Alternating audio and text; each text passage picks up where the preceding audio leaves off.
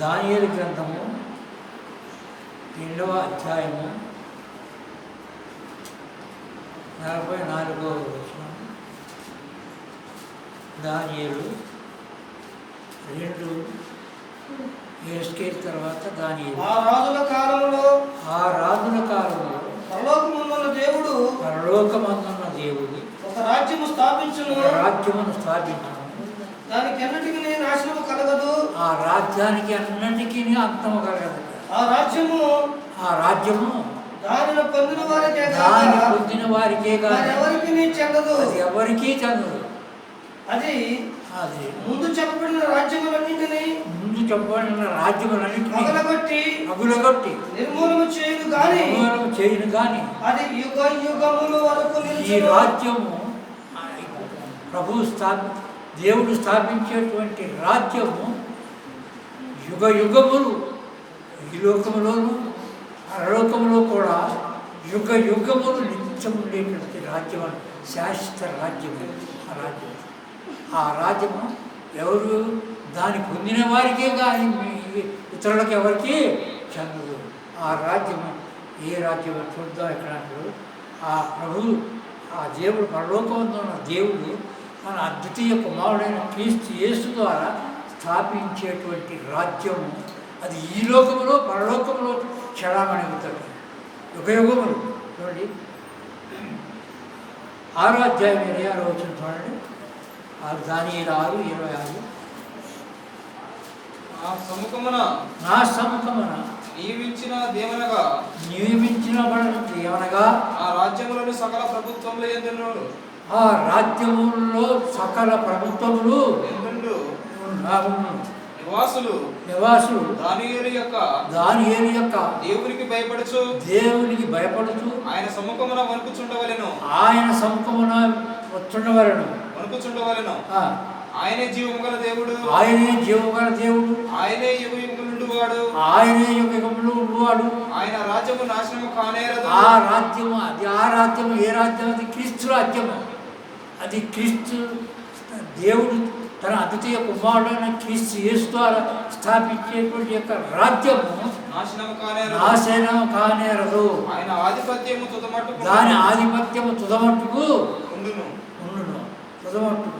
అంటే ఈ భూమి, ఆకాశము, సూర్య, చంద్ర, నక్షత్రములు సమస్తమును నాశనమైపోతాయి. కానీ ఆ రాజ్యము లేక ఆ సంఘము యుగ యుగములు ఉండేటువంటిది. ఆ సంఘం అది దేవుని అద్వితీయ కుమారుడైన క్రీస్తు యేసు ద్వారా కట్టబడి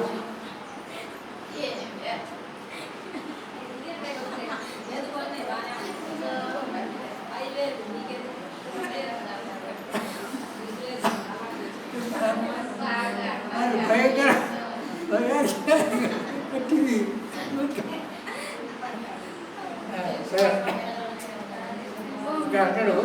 దానియేలుకి దర్శనం కలుగుతుంది. ఏంటి అంటే దేవుని ద్వారా ఈ దర్శనం కలుగుతుంది. నేను ఆ రాజుల కాలంలో పరలోకమందున్న దేవుడు ఒక రాజ్యమును స్థాపించును. ఆ రాజ్యము లేక ఆ సంఘము అది యుగ యుగములు ఈ లోకములోను పరలోకములోను చడామణయ్యేటువంటి యొక్క రాజ్యము. ఆ సంఘము తన అద్వితీయ కుమారుడైన క్రీస్తు యేసు ద్వారా స్థాపించినటువంటి రాజ్యము లేక సంఘము అని ఇక్కడ బైబిల్. కాబట్టి ఆ రాజ్యములో నివాసము చేసేటువంటి వారు, ఆ సంఘములో నివసించేటువంటి వారు, ఆ సంఘములో చేరినటువంటి వారు, యేసుక్రీస్తు రక్తము చేర పడబడినటువంటి వారు ఆ సంఘములో యుగయుగంలో నివాసం చేస్తారు. ఈ లోకంలోను పరలోకంలో కూడా ఆ సంఘము శాశ్వతంగా స్థాపించబడుతుంది అని చెప్పి ఇక్కడ బైబిల్ చెబుతుంది. కాబట్టి ఆ యొక్క సంఘము తన అద్వితీయ కుమారుడైన క్రీస్తు యేసు పరిశుద్ధ రక్తము చేత కట్టబడినటువంటి సంఘము. ఆ సంఘము క్రీస్తు రాజ్యము. ఆ రాజ్యమే క్రీస్తు సంఘం అని ఇక్కడ బైబిల్ చెబుతుంది. చూడండి ఇంకేమంటే 7వ అధ్యాయం 14వ వచనం చూడండి. 7 దానియేలు 7:14. సకల జనులను రాష్ట్రములను ఆయా భాషలో మాట్లాడువారు ఆయనను సేవించినట్లు ప్రభుత్వములను మహిమయు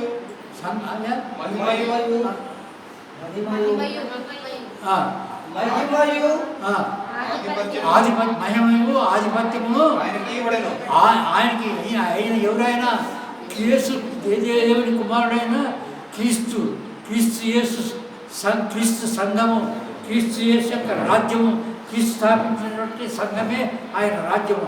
ఆయన రాజ్యమే ఈ లోకంలో పరలోకంలో యుగములు పరిపాలించేటువంటి సంఘము క్రీస్తు సంఘమే ఇక్కడ బైబిల్ చదువుతుంది చూడండి. కాబట్టి ఇంత గొప్ప యొక్క రక్షణ వాక్యం, ఇంత గొప్ప యొక్క రక్షణ జీవం కలిగినటువంటి సంఘము క్రీస్తు సంఘం, క్రీస్తు రక్తము చేత కలగబడినటువంటి సంఘము, క్రీస్తు రక్తము చేత కలగబడిన సంఘము అని ఇక్కడ బైబిల్ చదువుతుంది. కాబట్టి ఇట్టి సంఘములో మనం ఆయన సంఘములో, శక్తి కలిగిన సంఘములో, పరిశుద్ధ సంఘములో, ఆయన రక్తమించి కొన్న సంఘములో వర్ధిల్లేటువంటి నీవు నేను కూడా మరి యుగములు ఈ లోకములో పరలోకములో మనం నివాసం చేస్తామని దేవుని వాక్యం చెప్పబడుతుంది. కాబట్టి కీర్తన గ్రంథము 145 12 వచ్చిన చూడండి. కీర్తన 145 12 నీ భక్తులు నీ రాజ్య ప్రభావమును గూర్చి చెప్పుకొందురు. నీ భక్తులు నీ రాజ్య ప్రభావమును గూర్చి చెప్పుకొందురు. నీ శౌర్యమును గూర్చి పలుకుదురు. నీ శౌర్యమును గూర్చి తలపోయుదురు. నీ రాజ్యము శాశ్వత రాజ్యము. నీవు స్థాపించిన సంఘము లేక నీ రాజ్యము శాశ్వతమైంది. నీ రాజ్య పరిపాలన తరతరములు నిలుచును. నీ రాజ్య పరిపాలన తరతరములు యుగములు నిలిచేటువంటి నీ సంఘము, నీ రాజ్యము, నీ రాజ్యమే ఆ పరలోక సంఘం అనే బైబిల్.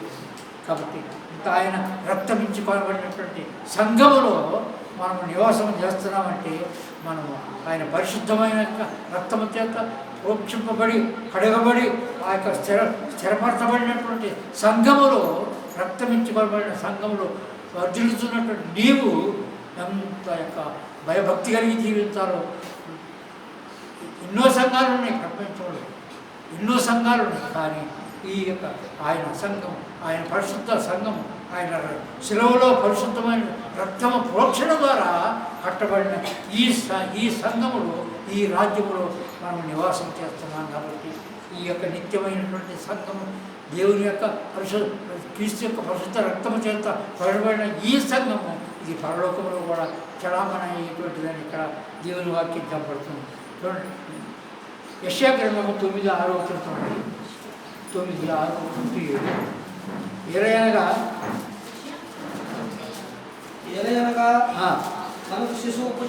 ఏలయనగా మనకు శిశువు పుట్టెను, మనకు శిశువు పుట్టెను, మనకు కుమారుడు అనుగ్రహింపబడెను, ఆయన భుజముల మీద రాజ్యభారం, ఆయన ఆశ్చర్యకరుడు, ఆలోచనకర్త, బలవంతుడైన దేవుడు, నిత్యుడగు తండ్రి, సమాధానకర్త, అధిపతి అని అతనికి పేరు పెట్టబడును. ఆ బాలుడు యేసు ప్రభుకి ఈ విధమైన పరిశుద్ధ దేవుని యొక్క సముఖము నుండి పేరు పెట్టబడి ఉన్నది. కాబట్టి ఈ గొప్ప ఆయన పరిశుద్ధమైనటువంటి శక్తి చేత చేసినటువంటి యొక్క కుమారుని ద్వారా కట్టబడేటువంటి ఈ సంఘము ఈ లోకములోను పరలోకములోను అది యుగయుగములు అంతం లేనటువంటి యొక్క రాజ్యము, అంతం లేనటువంటి యొక్క సంఘం అని ఇక్కడ బైబిల్ చెబుతుంది. కాబట్టి ఇంత గొప్ప రక్షణ వాక్యములు వర్ధిల్లుతున్నటువంటి మనం అందరం కూడా ఎంత దేవుని సన్నిధానంలో భయం భక్తి కలిగి ఎల్లప్పుడూ యుగయుగములు మరి ప్రభువుని స్తుతించుకుంటూ ఈ లోక యాత్రలు గడపడానికి దేవుడు అనుగ్రహించేటువంటి జీవనను మనం పొందాలని మనం చేస్తున్నాం. చూడండి, యెహెజ్కేలు గ్రంథము 37వ అధ్యాయము, యెహెజ్కేలు గ్రంథము 37వ అధ్యాయము 25 చూడండి. మీ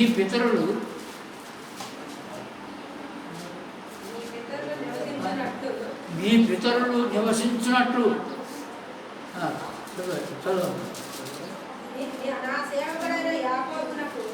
నా సేవకుడైన యాకోబునకు నేనిచ్చిన దేశములో వారు నివసించుదురు, వారి పిల్లలను వారి పిల్లల పిల్లలు యుగ యుగములు అక్కడ నిత్యము నివసించుదురు. నిత్యము యుగ యుగములు ఆయన క్రీస్తు యేసు ద్వారా దేవుడు స్థాపించినటువంటి ఆ సంఘము లేక ఆయన రాజ్యములు యుగ యుగములు నివాసం చేస్తారు. ఎవరు? ఆయన ప్రభు యేసు క్రీస్తు సంఘములో ఉన్నటువంటి బిడ్డలు, క్రీస్తును ధరించినటువంటి వారు, క్రీస్తులో జీవించేటువంటి నీవు నేను కూడా మరి ఆ సంఘానికి అంతం లేదు, ఇక ఆ రాజ్యానికి అంతం లేదు. ఈ లోకములోను పరలోకములోను యుగ యుగములు నిలిచేటువంటి యొక్క ఆ సంఘము క్రీస్తు సంఘము. ఆ క్రీస్తు సంఘములో మనం వర్ధిల్లుతున్నాం కాబట్టి ఇది నిత్యమైనటువంటి పరిశుద్ధ రక్త ప్రోక్షణ ద్వారా కట్టబడిన సంఘం అని ఇక్కడ బైబిల్ చెబుతుంది. కాబట్టి ఇంత నిత్యమైనటువంటి పరిశుద్ధ రక్త చేత ప్రోక్షణతో కట్టబడిన ఈ సంఘము యుగ యుగములు ఈ లోకములు పరలోకములు చడామణి ఉంటుంది. కాబట్టి ఆ పరిశుద్ధమైనటువంటి యొక్క రక్త ప్రోక్షణ ద్వారా పిలువబడినటువంటి నీవు నేను కూడా ఈ సంఘములో మనం వర్ధిల్లాలంటే మరి దేవుని ఎల్లప్పుడూ స్తుతించుతూ ధ్యానం చేయొచ్చు. మరి ప్రతి ఆదివారము రొట్టె విడిచేందును ప్రార్థన చేయించేందును మీరు నిలకడగా ఉండాలి. ఈ సంఘమే క్రీస్తు సంఘమే ఈ యొక్క ఆచారమును పోషిస్తున్నది. కానీ మరి ఇతర సంఘాలు ఏమీ కూడా ఈ ప్రతి ఆదివారము రొట్టె విడిచడం కానీ ప్రార్థన చేయటం కానీ ఆయన రక్త ప్రోక్షణ చేయడం కానీ జరగదు ఈ సంఘంలో. కాబట్టి ఒక్క క్రీస్తు సంఘంలోనే ఇది జరుగుతుంది. క్రీస్తుని ధరించిన బిడ్డలే ఇది చేస్తారని ఇక్కడ క్రీస్తు సంఘమే ఈ కార్యం చేస్తుందని బైబిల్ చెబుతుంది. కాబట్టి మనం క్రీస్తు సంఘంలో వర్ధిల్లేటువంటి మనము భక్తి కలిగి అన్ని సంఘముల కంటే ప్రపంచంలో ఎన్నో సంఘాలు ఉన్నాయి. దేవుడు అద్వితీయ కుమారుడైన క్రీస్తు యేసు ద్వారా కట్టబడిన సంఘము క్రీస్తు సంఘమే. కాబట్టి ఈ సంఘంలో వర్ధిల్లేటువంటి మనము భక్తి కలిగి ఆ ప్రభువుకి పరలోకమందున దేవునికి కీర్తి కలిగినట్టు మనం జీవించాలని దేవుడు కోరుతున్నాడు. కాబట్టి ఇక్కడ అంటాడు యెహెజ్కేలు గ్రంథము 37:25-26 వచ్చిన చూడండి. మీ పితరులు నివసించినట్టు నా సేవకుడైన యాకోబునకు ఆ పేరు యాకోబునకు నేను ఇచ్చిన దేశములో వారు నివసింతురు వారి పిల్లలను నివసించుదురు. క్రీస్తు రాజ్యం, క్రీస్తు సంఘమే క్రీస్తు రాజ్యం. క్రీస్తు రక్తం చేత పడబడిన వారే క్రీస్తు సంఘమే ఇక్కడ బైబిల్ చెబుతుంది. కాబట్టి ఇంత గొప్ప రక్షణ జీవవాక్యములు వర్ధిల్లేటువంటి మనము కూడా ప్రభు యొక్క దీవెనలు, ప్రభు ఆశీర్వాదాలు నిండుగా పొందాలని మనం చేస్తాం. మత్తయి సువార్త 3వ అధ్యాయము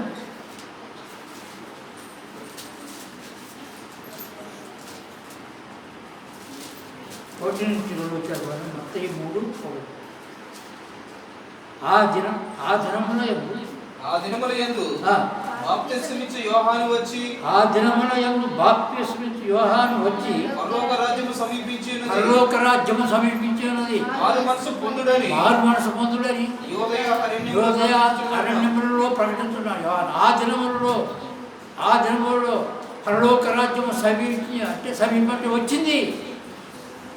ఎక్కడికి వచ్చాడు రక్షకుడు?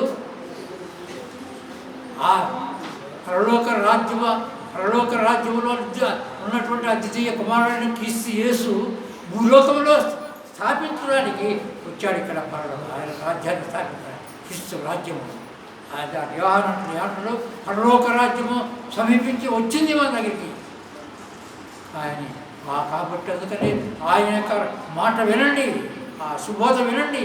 ఆయన భక్తి కలిగిన మాటలు, శక్తి కలిగిన మాటలు, మెరుగైన బోధ వినండి అని చెప్పి యోహాను ప్రకటన చేస్తున్నాడు. ఇదిగో పరలోక రాజ్యం మన మధ్య ఉన్నది, మన మధ్య వచ్చాడు రక్షకుడు.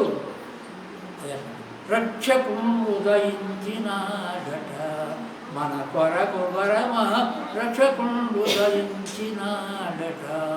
రక్షకుడు ఉదయించినాడు రారబోయులార తక్షణమునా పోయి మనమే రీక్షణ ఫల పొందుదాము.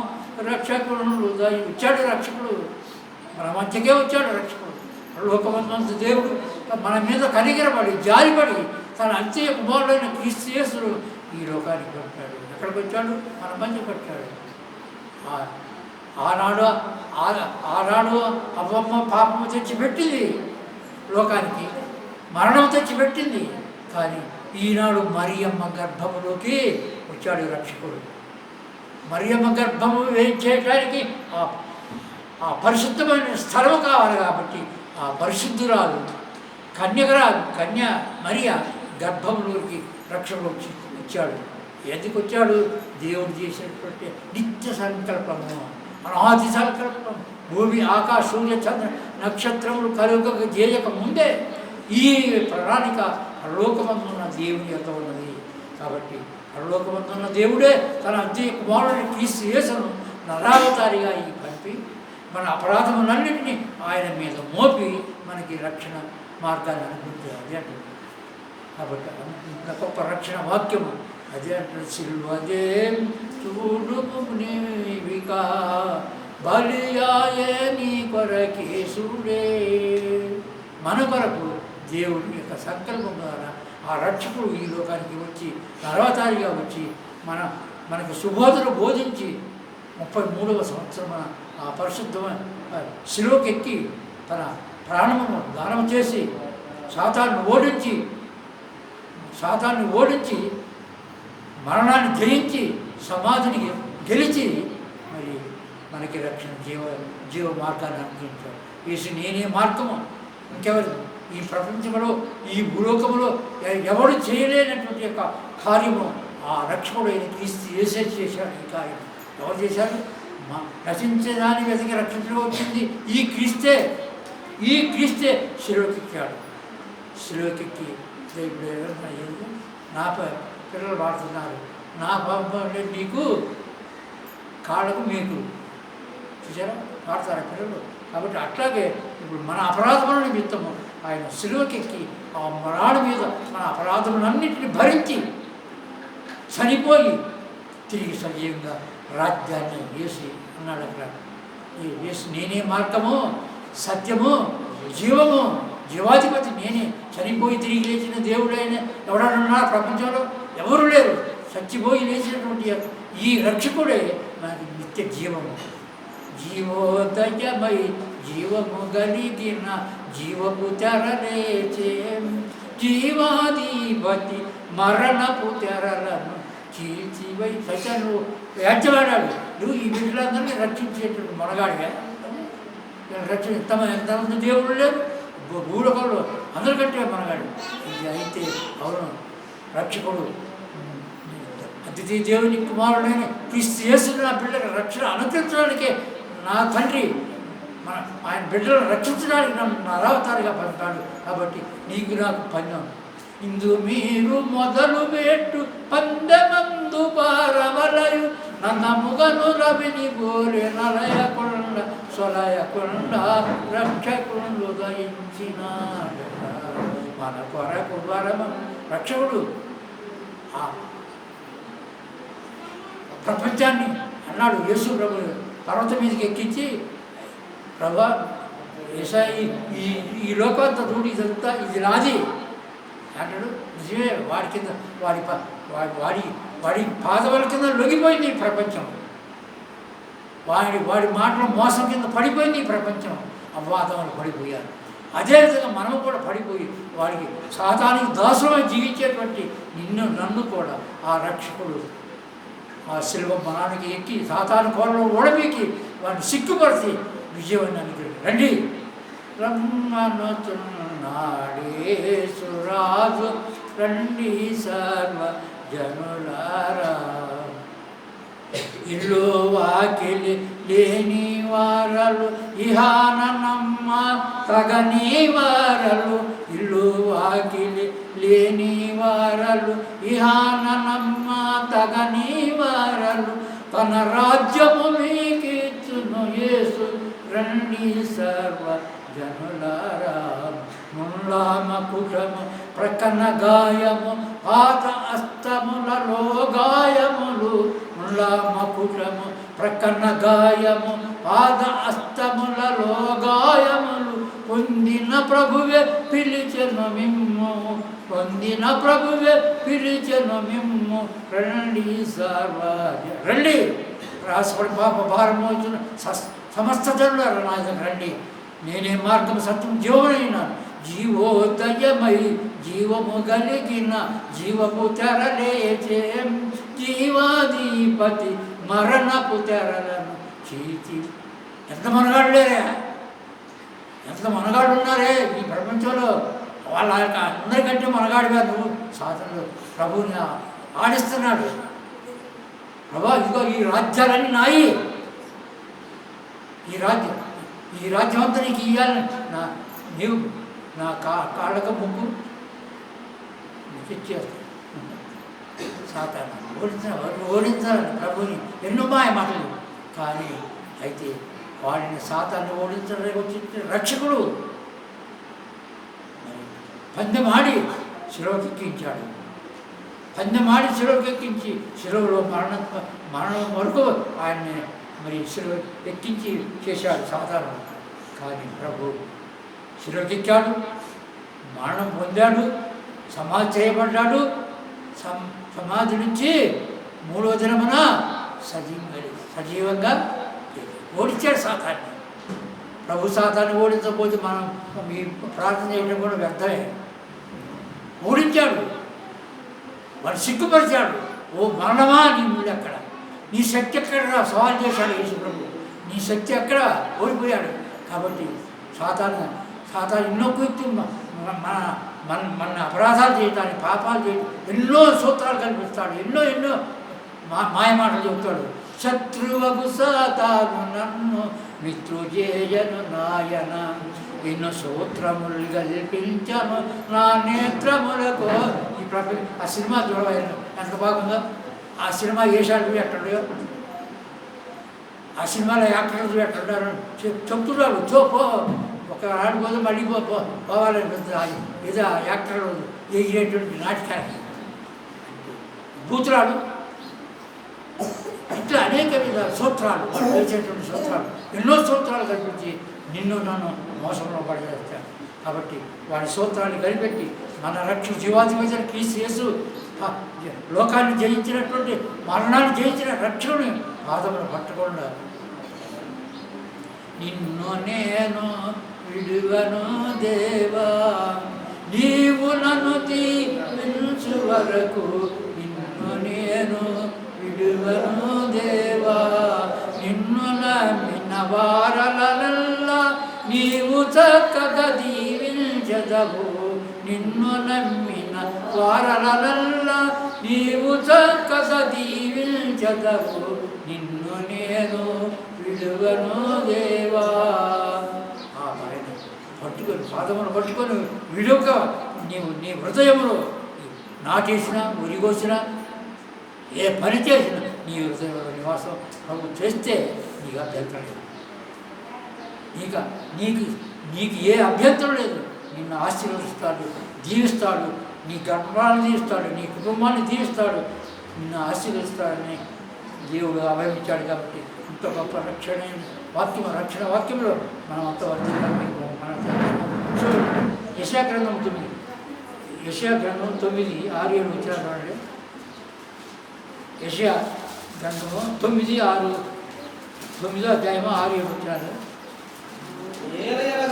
ఏలయనగా మనకు శిశువు పుట్టెను, మనకు కుమారుడు అనుగ్రహించబడెను, ఆయన భుజముల మీద రాజ్యభారము, ఆయన ఆశ్చర్యకరుడు, ఆలోచనకర్త, బలవంతుడైన దేవుడు, నిత్యుడు తండ్రి, సమాధానకర్తయగు అధిపతి. ఆయన నీ రక్షణను నమ్మిన యేసయ్య అధిపతి.